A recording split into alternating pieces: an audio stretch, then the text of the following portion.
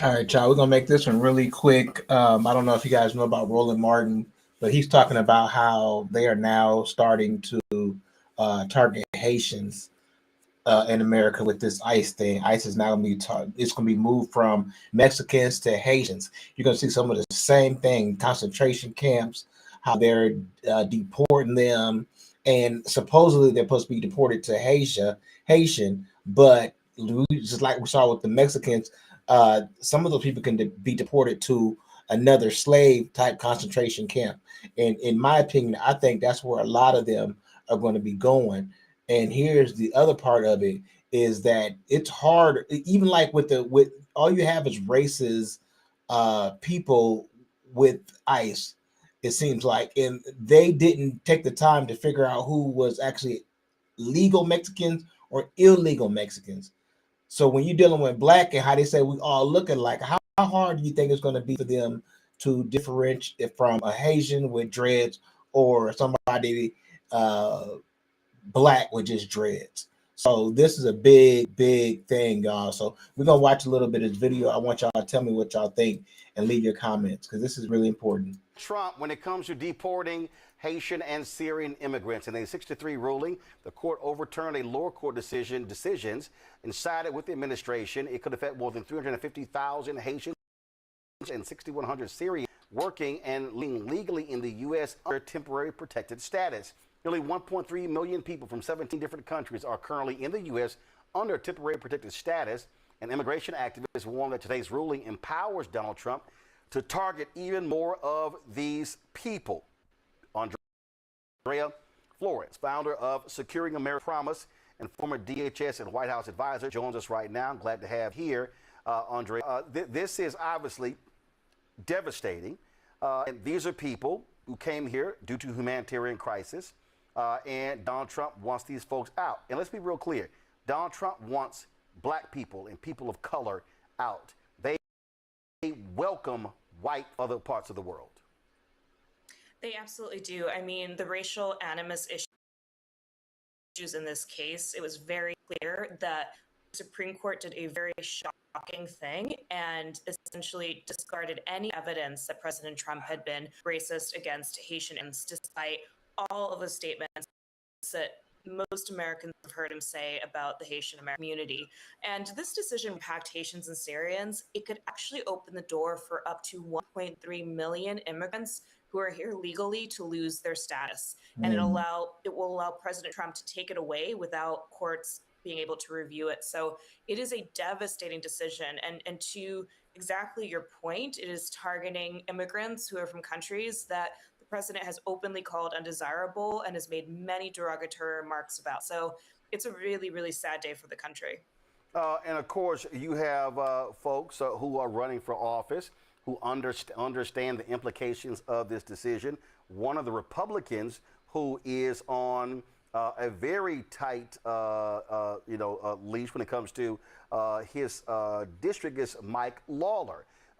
There are many Haitian immigrants or folks of Haitian descent in his district. This is what he said. While I have never disputed the ability of the president to end temporary protected status, I strongly disagree with ending Haitian TPS at this time. First, the situation on the ground in Haiti is a humanitarian and political disaster and continues to warrant an extension. The State Department has a level 4 travel advisory telling all Americans to evacuate and not travel there precisely because the gangs are in charge of the country, engaged in gun and drug trafficking and kidnapping innocent Haitians. Then he also says, second, of the 350,000 lawful Haitian TPS holders, roughly 1/3 work in our healthcare system. Immediately shutting off TPS will create a crisis in our hospitals, nursing homes, and in the I/DD community. This is the thing, Andrea, I have continued to say that people do not understand. They do not understand how integrated our society is with immigrants in this country. We're talking about critical areas. I'm going to read a quote in a minute from the Ohio governor, Mike DeWine. He knows that if Donald Trump decides to send in his ICE boots into Springfield, Ohio, that is going to completely destroy the economy there because it was the Haitian immigrants that actually restored the economy of Springfield and in the housing because they had lost some 30,000 people over 2 decades.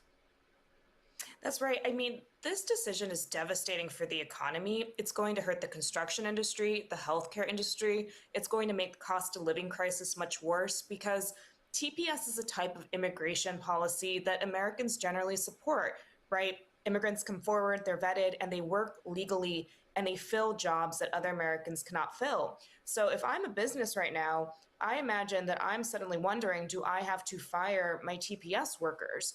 And what we've seen, to your point, when Trump can go ahead and start deporting a new population of people, he sends in more federal agents, he sends in ICE, he sends in Border Patrol. And what happens, what we see in the economic data, is that that hurts the economy of the entire community. And so small businesses lose money, healthcare centers, people don't get healthcare. I mean, this is a bad decision for Americans and for the immigrants who live alongside them. You know, President Trump wants to pretend that immigrants sort of are external to our communities, but they're not. They fill jobs, create jobs. Their kids are in school with our kids. And this is just going to unleash more scenes like we saw in Minneapolis and Chicago and in Los Angeles. Ohio Governor Mike DeWine. Today's decision is a legal decision. As I've stated in the past, the policy to remove these individuals from this country is a mistake. Go to my iPad, please.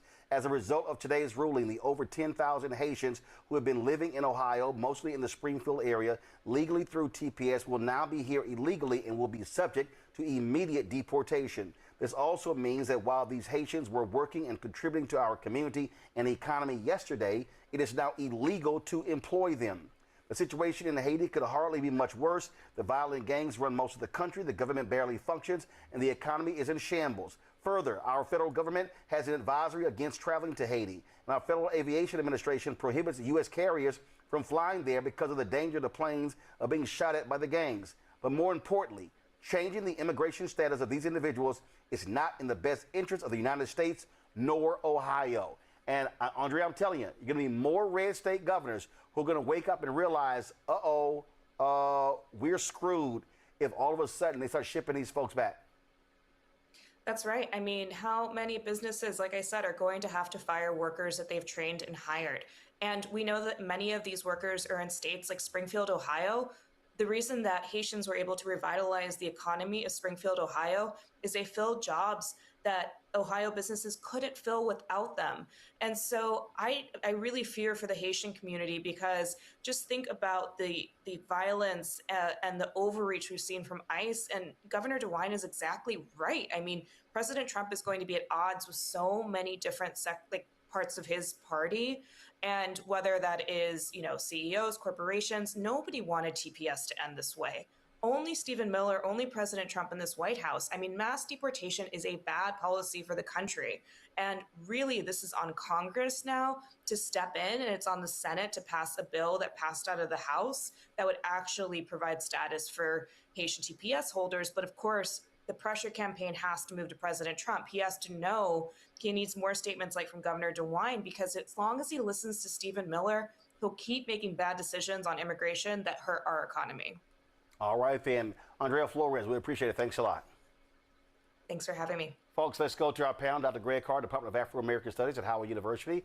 Out of D.C., Rebecca Carruthers, President CEO, Fair Elections Center out of D.C. Dr. Larry J. Walker. Crazy. We're going to leave it there, y'all.